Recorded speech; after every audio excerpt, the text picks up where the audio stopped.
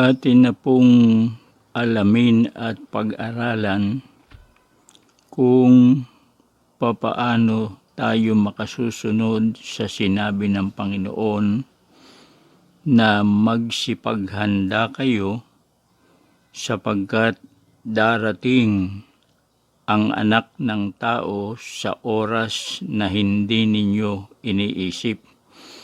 Alalaon bagay, ibig sabihin, hindi natin nalalaman ang araw ng pagparito ng Panginoon, kaya marapat ay maging handa tayo. Unang tanong po natin, hindi ba ang pinaghahanda ng Panginoon ay yun lamang mga apostol na kanyang kausap doon sa 24:44 ng Mateo? Kasama ba tayo doon sa mga pinaghahanda, bagaman tayo man ay umaamin na hindi natin alam kung kailan ang oras at araw ng pagparito ng Panginoon? Kasama po tayo sa dapat maghanda sa pagparito ng Panginoon na walang nakaalam. Bakit po tinitiyak ng Biblia na tayo ay kasama sa mga dapat maghanda? Basahin po natin dito sa Mateo Kapitulo 16 at talatang 27. Sapagkat ang anak ng tao ay pariritong nasa kaluwalhatian ng kanyang ama, nakasama ang kanyang mga anghel, at kung magkagayoy bibigyan ang bawat tao ayon sa kanyang mga gawa. Maliwanag po yung talata. Dito sinasabi na pagparito ng Panginoon sa kaluwalhatian ng kanyang ama, kasama ang kanyang mga anghel, ano raw po ang gagawin ng Panginoon? Kung magkagayoy bibigyan ang bawat tao ng ganti ayon sa kanyang mga gawa. Kaya nga yung pagparito ng Panginoon na hindi natin nalalaman at yung sinabi niyang magsipaghanda kayo, hindi lamang yung mga apostol o mga alagad ang pinaghahanda. Sapagkat ayon sa ating nabasa, pagparito ng Panginoon, nakasama ang kanyang mga anghel, ay magbibigay ganti bawat tao ayon sa ginawa ng tao. Kaya tiyak, tayong mga tao sa panahon ngayon, nararapat na maghanda.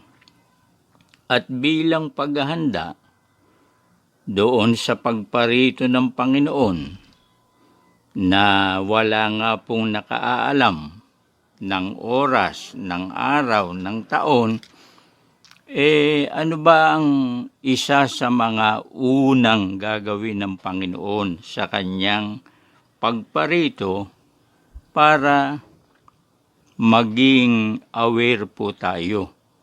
At nang sa gayon ay makapag-adjust tayo, mga magulang at mga kaibigan. Ano po ang isa sa mga unang pagtutuunan ng pansin ng Panginoon sa kanyang ikalawang pagparito? Ayon po sa talata ng Biblia, na yun ay bahagi rin ng pagbibigay niya ng ganti batay sa ginawa ng tao. Segun sa ginawa ng tao ay gagantihin niya. Ito po, basahin natin. Ikalawang Tesalonica 1:7. At kayong mga pinighati ay bigyang kasama namin ng kapahingahan sa pagpapakahayag ng Panginoong Hesus mula sa langit, na kasama ang mga anghel ng kanyang kapangyarihan na nasa nagniningas na apoy. Ito po, sinasabi rito, yung pagpapakahayag o pagparito ng Panginoon mula sa langit kasama ang mga anghel. Ano po ba ang isa sa mga aatupagin ng Panginoon? Talatang 8, na maghihiganti sa hindi nagsisikilala sa Diyos at sa kanila na hindi nagsisitalima sa ebanghelyo ng ating Panginoong Hesus. Dalawa po ang pagtutuunan ng atensyon ng Panginoon sa kanyang muling pagparito mula sa langit kasama ng mga anghel. Una, maghihiganti sa mga hindi nagsisikilala sa Diyos. Hindi natin alam kung kailan siya darating para maghiganti. Sinong paghihigantihan? Una, yung mga hindi kumikilala sa Diyos. Ano ang dapat gawin ng tao na adjustment? Kung siya'y hindi kumikilala sa Diyos, panahon na. Nasimulan niya ang pagkilala, ang paghanap, ang pagsamba, ang paglilingkod sa Diyos, sapagkat sa ayaw ng tao o sa gusto man ng tao, pagdating ng Panginoon sa kanyang pagparito, una niyang paghihigantihan yung mga hindi nagsikilala sa Diyos. Sino po ang Diyos na dapat makilala ng tao?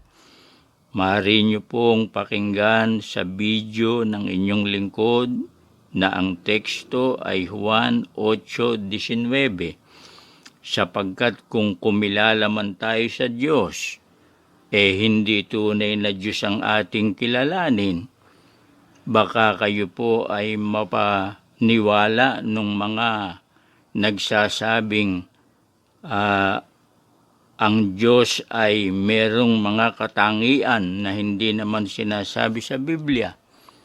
Kaya kumilala tayo sa Diyos, matakot tayo sa Diyos, maniwala tayo sa Diyos, at tiyakin po natin kung sino yung Diyos na ating kikilalanin, sapagkat pagparito ng Panginoon, yung hindi kumilala, paghihigantihan niya. Ikalawa, sino po ang pagbibigyan ng atensyon ng Panginoon? Yaon ang wikang mga tao na hindi nagsisitalima sa ebanghelyo ng ating Panginoong Hesus. Hindi raw sumusunod sa ebanghelyo ng Panginoong Hesus, paghihigantihan din. Baka sabihin ng tao, sumusunod naman ako sa ebanghelyo. Ayon nga yung pagsunod ko sa mga paliwanag ni Ingkong Eliseo. Ibang ebanghelyo po yun.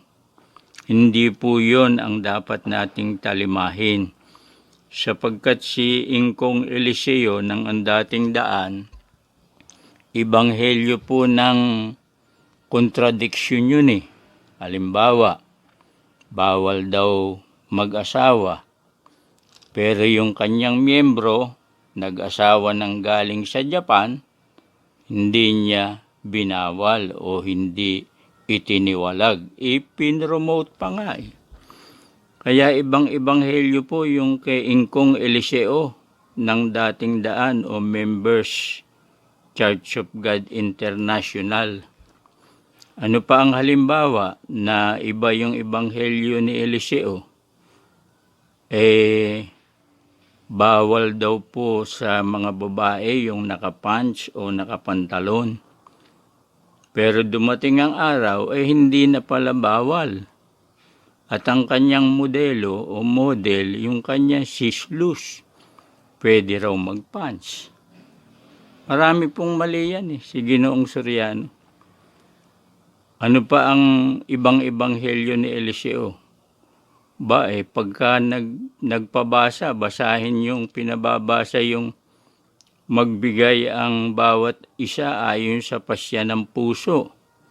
Yung pala, puso ni Eliseo ang magpapasya o magtatakda, kaya nga tinakdaan Pagpasya ng puso, walang puso niya ang magsasabi kung magkano ang kanya ibibigay. Itong si Ingkong Eliseo 1,000,000 ang wika kay kapatid na Sally, 1,000,000 kay kapatid na Big, 5,000,000 kay kapatid na Alfred. Hindi po yan ang ebanghelyong susundin ng tao. Mga magulang at mga kaibigan, kahit sundin nyo yan, paghihigantihan din kayo ng Panginoon. Ano pa ang sinasabi ni Eliseo? Ang Panginoong Jesus daw merong kahalayan. Ibang ebanghelyo yan. Tapos sinasabi pa niya, nung nakapako sa krus, may kasalanan. Pagkatapos sa ibang panahon, walang kasalanan. Anong klase po yan? Kaya kahit sumunod kayo sa ebanghelyo ni Eliseo, Soriano ng ang dating daan, paghihigantihan pa rin kayo ng Panginoon Kaya nga habang may panahon, kung tayo po ay maghahanda at dapat namang maghanda sapagkat hindi nga natin nalalaman ang araw ng pagparito ng Panginoon o pagbibigay ganti sa bawat gawa ng tao, tiyakin po natin. Gaya nung sinasabi na Diyos ni Eliseo, sabi dito sa Biblia, maghihiganti sa hindi nagsikilala sa Diyos. Baka ang kilalanin yung Diyos, yung Diyos ni Eliseo, na minsan sabi niya walang puwit. Pagkatapos sabi niya merong puwit. Pagkatapos hindi raw nagbabago. Ano ba yun? Kung may puwit ang Diyos, hindi nagbabago mula ng pasimula. Meron siyang puwit sa eternity. Kaya maghanda po tayo. At sa ating paghahanda, tiyakin natin na tama yung paghahanda natin. Tumpak yung kikilalanin natin na Diyos at yung ebanghelyo ni Hesukristo ang ating susundin. Hindi yung ebanghelyo ni Ingkong Eliseo na bawal daw po ang babae magsuot ng damit ng lalaki. Pero binago rin niya yun Bawal ang pants sa mga babae, yung pala pwede na. Bawal ang magsuot ang mga lalaki ng damit ng babae, siya nakasuoin, mga magulang at mga kaibigan. Kung ganun din lang ahitin na niya yung kanyang mangilan-ngilang bigote. Alam niyo po ba kung bakit? Siya ang sumisira ng aral niya. Siya ang kumukontre. Bawal ang babae magdamit sa nakaukol sa lalaki. Bawal ang lalaki magdamit ng nakaukol sa babae. Bakit ka nakasuoin? Ayon sa iyong tagabasa na hindi mo naman sinasagot. Yan po muna at maraming salamat sa inyong pagsubaybay.